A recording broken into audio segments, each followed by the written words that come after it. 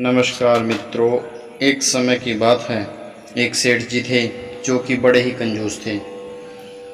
एक दिन दुकान पर अपने बेटे को बिठाकर बोले, बिना पैसा लिए किसी को कुछ मत देना, मुझे बहुत ज़रूरी काम है। मैं यूं गया और यूं आया। सेठ जी के जाने के बाद दुकान पर एक संत जी आए जो अलग अलग जगह से एक समय की भोजन सामग्री लेते थे। उन्होंने लड़के से कहा, बेटा जरा नमक दे दो। लड़के ने संत को डिब्बा खोलकर एक चम्मच नमक का दे दिया। सेठ जी आए तो देखा कि एक डिब्बा खुला पड़ा है।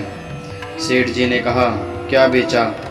बेटा बोला, वो जो तालाब के पास संत रहते हैं उनको एक चम्मच नमक का दिया। डिब्बा देखकर सेठ जी का माथा ठनक गया और बोले, अरे मूर्ख, इसमें तो जहरीला पदार्थ है। अब सेठ जी भागकर संत जी के पास गए। संत जी भगवान के भोग लगा करके थाली लिए भोजन करने बैठे ही थे कि सेठ जी दूर से ही बोले, महाराज जी रुकिए, आप जो नमक लाए थे वो जहरीला पदार्थ था, आप भोजन नहीं करें। संत जी बोले, भाई हम तो प्रसाद लेंगे ही, क्योंकि भगवान का भोग लग चुका है और भोग लगा भोजन हम नहीं छोड़ते। हाँ, अगर भोग नहीं लगता तो मैं भोजन नहीं करता, और भोजन शुरू कर दिया। सेठ जी के होश उड़ गए, बैठ गए वहीं पर।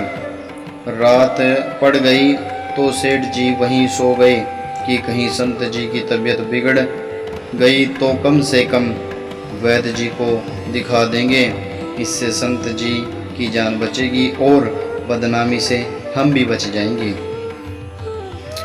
यही सोचते सोचते उसे नींद आ गई। सुबह सेठ जी ने देखा कि संत जी सुबह जल्दी ही उठकर और नदी में स्नान करके स्वस्थ दशा में आ रहे हैं। सेठ जी ने पूछा, महाराज जी तबीयत तो ठीक है?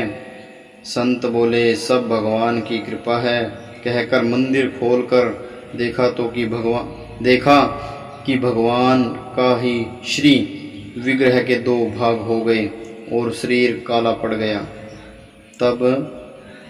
अब तो सेठ जी सारा मामला समझ गए कि अटल विश्वास से भगवान ने भोजन कर जहर भोग के रूप में स्वयं ले ग्रहण किया और भक्तों को प्रसाद ग्रहण कराया।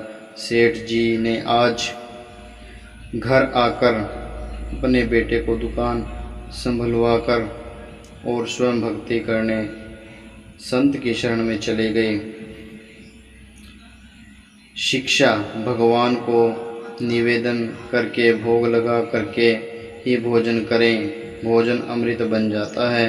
भगवान खुद विष पी सकते हैं मगर भक्तों को प्रसाद स्वरूप अमृत ही पान कराते हैं।